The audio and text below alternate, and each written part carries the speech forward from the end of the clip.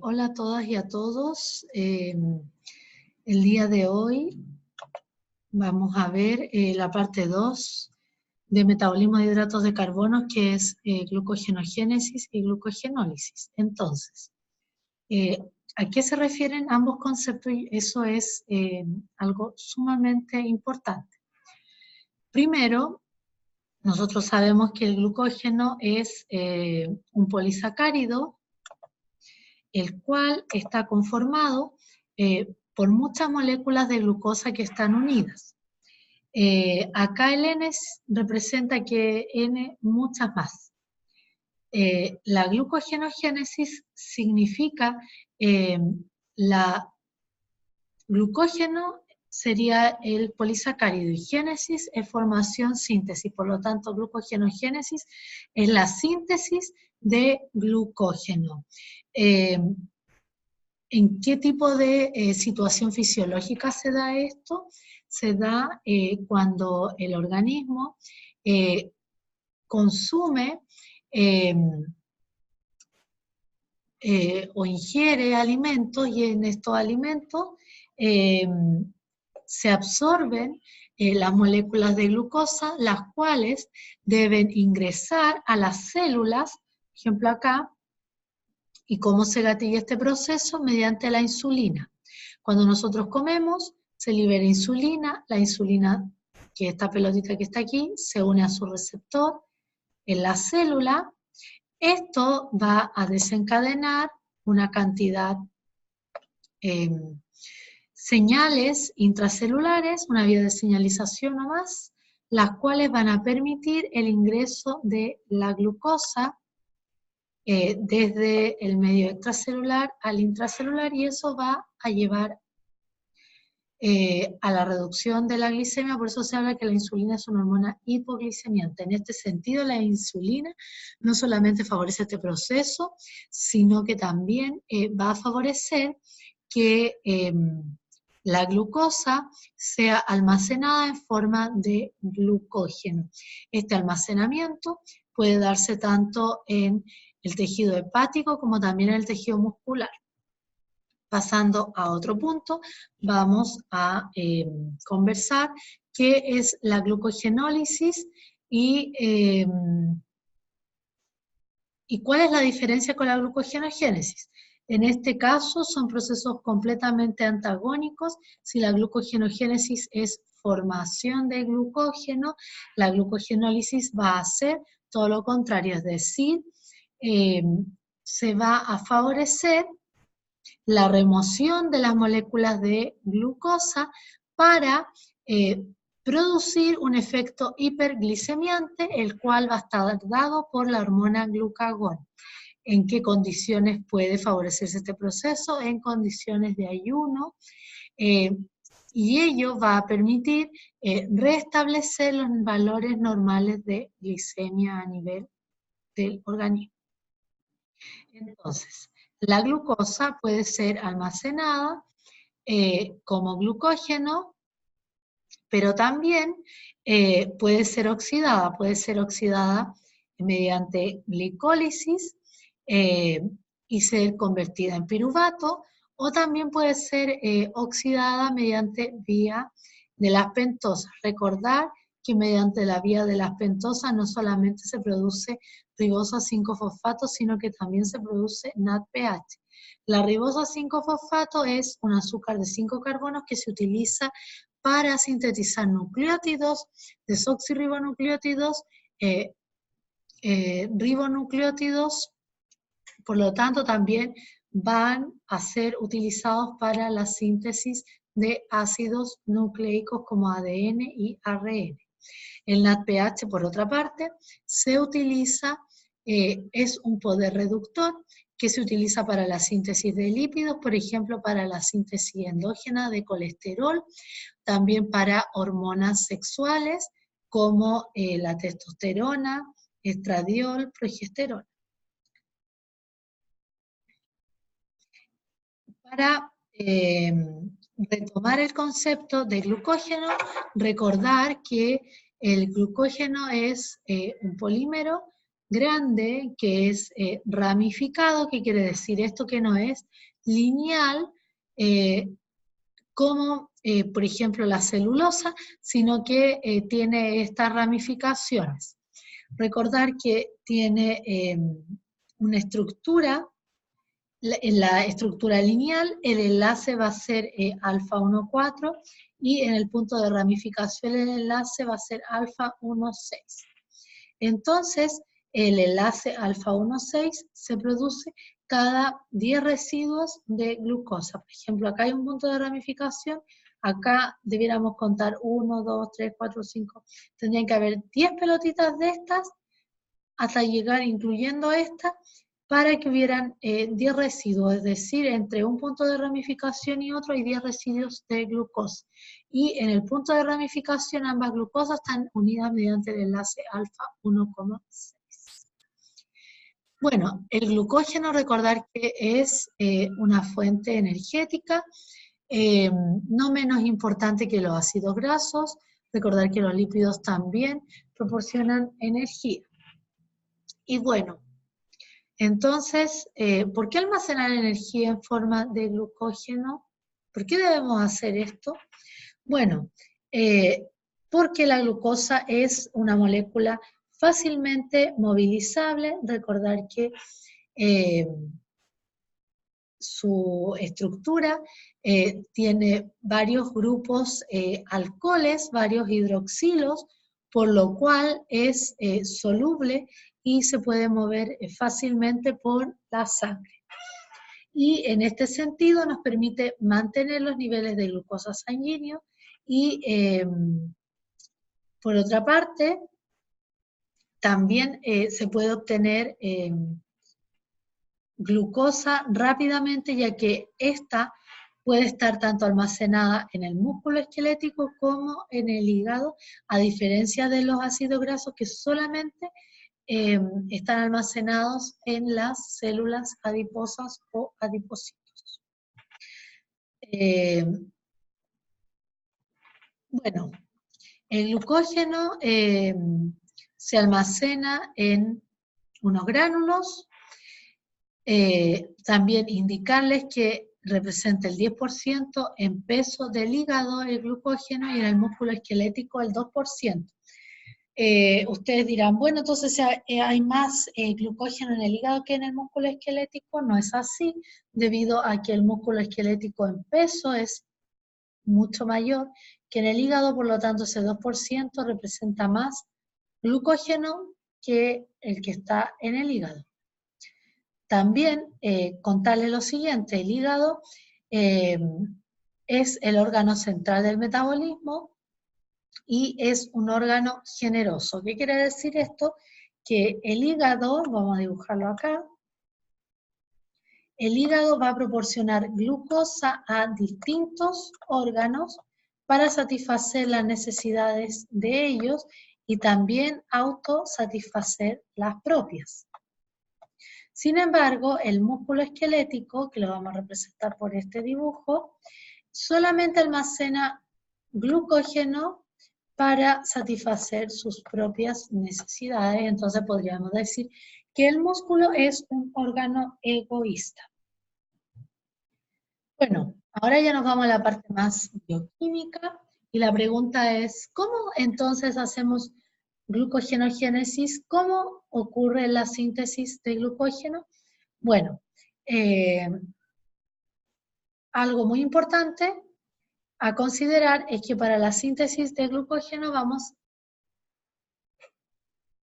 a partir de, para poder incorporar al glucógeno, la glucosa, esta glucosa debe estar como glucosa 1-fosfato, por lo cual nosotros debemos utilizar la glucosa 6-fosfato que se produce de la glicólisis o también se puede producir de la gluconeogénesis.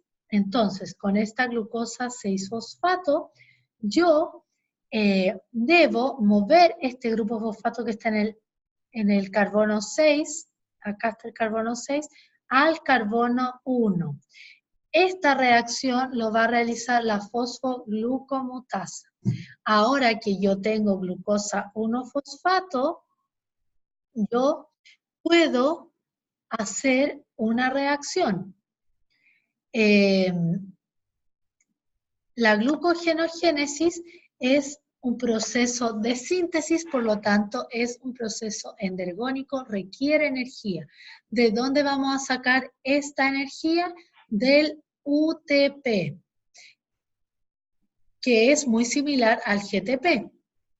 Solamente que en vez de guanosina ahora tenemos uracilo en esta estructura. Acá está la base nitrogenada, el azúcar y los fosfatos. Entonces, ahora que tenemos la glucosa 1-fosfato, esta glucosa 1-fosfato se va a activar al reaccionar con UTP para poder formar UDP-glucosa. Fíjense acá que se hace una reacción en la cual este grupo fosfato se va a unir con este de acá, pero estos dos fosfatos van a salir de la molécula. Estas dos moléculas de fósforo que se van a eliminar mediante una pirofosfatasa inorgánica, van a ser hidrolizado este enlace que está aquí y vamos a tener dos fósforos inorgánicos. Bueno, pero no nos desviamos del foco principal. Nosotros dijimos que la primera reacción debe transformar la glucosa 6-fosfato en glucosa 1-fosfato. ¿Para qué? Para que esa glucosa 1-fosfato pueda reaccionar con el UTP. Cuando reaccionan y se desplazan estos grupos fosfatos, ahora sí se va a unir la glucosa con el UDP. Fíjense, acá está la glucosa y todo esto que está acá es UDP.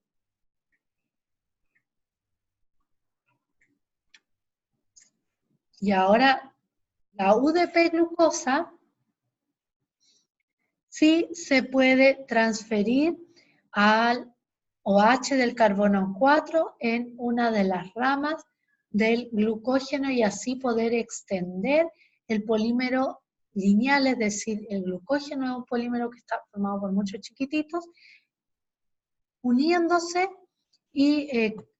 las unidades pequeñas para formar este enlace alfa 1,4. Entonces, tenemos UDP-glucosa, tenemos glucógeno, mediante la glucógeno sintasa, este grupo UDP va a desplazarse y esta glucosa va a ser incorporada al glucógeno. Adicionalmente, comentarles lo siguiente, hay una enzima distinta que se llama transglucolasa, que también se conoce como enzima ramificante. Esta, ¿qué es lo que hace? Escinde o corta un fragmento de 7 residuos de glucosa y los va a unir al carbono 6 de una glucosa para crear el punto de ramificación alfa 1,6. Entonces, esta enzima es la que escinde un fragmento y luego lo une en esta zona. Por lo tanto, la glucogenogénesis es un proceso endergónico que requiere energía. Para ello hay varias enzimas involucradas, la fosfoglucomutasa que mueve el fosfato del grupo 1 del 6 al grupo 1. La glucosa 1-fosfato va a permitir la unión con UTP para formar UDP-glucosa. Y ahora sí, la UDP-glucosa se puede unir en las cadenas lineales al glucógeno para formar, para ir extendiendo la cadena. En los puntos de ramificación va a actuar una enzima que se conoce como transglucolasa o enzima ramificante y va a formar el punto de ramificación tomando 7 residuos y uniéndolos a un carbono 6. Ahora bien, vamos a hablar de degradación de glucógeno o glucogenólisis. Bueno, Entonces, ¿qué es la glucogenólisis? Es un proceso en el cual se van a ir liberando las moléculas de glucosa para poder, para que éstas puedan tomar los diferentes caminos metabólicos. Entonces, acá se requieren 4 enzimas principalmente. Primero, tenemos el glucógeno. Para que ocurra la ruptura terminal del glucógeno se requiere una enzima que es la glucógeno fosforilasa, que vamos a ver a continuación su catálisis enzimática. Después, también se requieren 2 para remodelar y hacer apto el glucógeno para su posterior degradación, la transferasa y la alfa 1,6 glucosidasa, que también se conoce como enzima ramificante. Y para poder convertir la glucosa 1-fosfato en glucosa 6-fosfato, que es la que puede ser utilizada en las rutas metabólicas, se utiliza una enzima que es la fosfoglucomutasa. La glucosa 6-fosfato puede ser utilizada para que en la glicólisis, para que la célula utilice la glucosa 6-fosfato en la glicólisis y obtener después piruvato. También la glucosa 6-fosfato puede ser utilizada en la vía de las pentosas para obtener ribosa y NADPH, o también puede fluir por el torrente sanguíneo para estar a libre disposición de órganos o tejidos y mantener, aportar a mantener los valores constantes de la glicemia. Entonces, en el fondo yo tengo el glucógeno, mediante la glucógeno fosforilasa, yo obtengo glucosa 1-fosfato, ese fosfato que está en el carbono 6, ese fosfato que está en el carbono 1 lo muevo al carbono 6 y obtengo glucosa 6-fosfato, y esta glucosa 6-fosfato es la que yo utilizo para obtener energía mediante respiración celular, o también me sirve para ser oxidada en la vía de las pentosas. Ahora vamos a ver esto en detalle.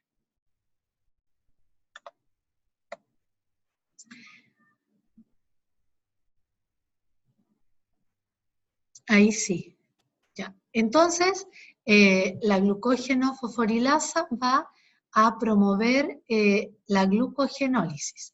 ¿Qué es lo que va a pasar? La glucógeno fosforilasa lo que hace es, mediante la incorporación de un fosfato, permite la remoción de la glucosa que está unida al glucógeno. Entonces, por eso se dice que el glucógeno se fosforiliza,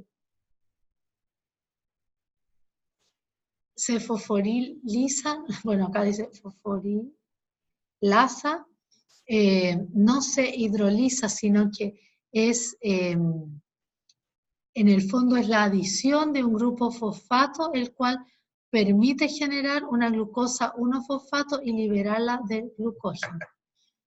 Es un proceso de fosforólisis, así se conoce esto, no es hidrólisis, es fosforólisis. ¿Qué quiere decir eso? Que mediante la incorporación de un grupo fosfato, yo puedo liberar una glucosa y una glucosa desde el glucógeno y obtener glucosa 1-fosfato.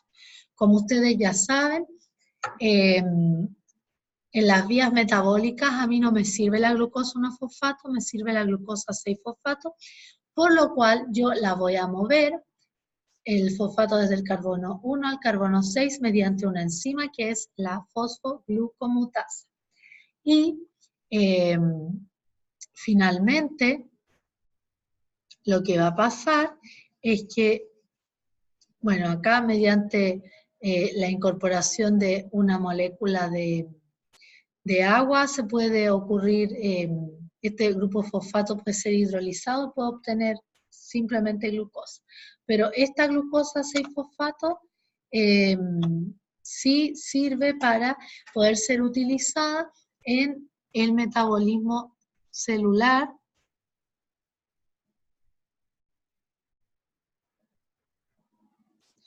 llámese respiración celular, glicólisis, ciclo de Krebs, cadena transportadora de electrones, llámese vía de las pentosas. Bueno, entonces, repasando algunos conceptos. ¿Cuál es la función del UTP en la síntesis de glucógeno? Bueno, el UTP es una molécula energética como el ATP, como el GTP, por lo tanto, permite activar, por decirlo así, la molécula, vamos a retroceder un poco, aquí, el UTP y que se une a la glucosa 1-fosfato formando UDP-glucosa. En el fondo sirve para activar esta molécula y de esta forma la UDP-glucosa sí puede ser incorporada al glucógeno e ir ramificando las cadenas lineales. Después dice, ¿cuál es la ventaja de degradar glucógeno por fosforólisis? ¿Cuál es la ventaja? Es la siguiente, que yo voy a incorporar un grupo fosfato, por lo tanto voy a tener glucosa, un fosfato, y simplemente con mover ese fosfato al carbono 6, yo voy a obtener glucosa 6-fosfato, y esta glucosa 6-fosfato está, puede ser fácilmente utilizada en las vías metabólicas. Puede ser utilizada en la glicólisis y lo que se genere ahí puede seguir el paso para el ciclo de Krebs, para la transportadora, es decir, puede inmediatamente generar energía, o bien, si se requiere elaborar azúcares de 5 carbonos, también puede seguir la vía de las pentosas. Y ahora dice, ¿por qué solo algunos tejidos tienen glucosa 6-fosfatasa? Esa es otro tipo de pregunta. Bueno, esa pregunta se las voy a dejar abierta para que el día lunes la conversemos. De todas formas, es importante que ustedes la estudien. De todas formas, piénsenlo. Piensen si tiene una glucosa 6-fosfatasa, ¿qué va a sacar esa fosfatasa y en qué se va a transformar, a qué molécula vamos a llegar? Si acá hay una fosfatasa, llegaremos a glucosa, y piensen que eso no es muy conveniente para la célula porque tendría que gastar nuevamente energía en alguna reacción para volver a transformar esa glucosa después en glucosa 6-fosfato. Bueno, acá está lo mismo que ya habíamos dicho, la glucógeno fosforilasa, que es una enzima clave en la ruptura del glucógeno. En el fondo aquí ya se ve claramente. Acá tenemos el extremo no reductor. La glucógeno fosforilasa va a incorporar este grupo fosfato y va a formar glucosa 1-fosfato. Entonces, esta enzima permite la eliminación secuencial de residuos glicosídicos desde extremos no reductores de la molécula de glucógeno. Eso sería por esta sección de la materia.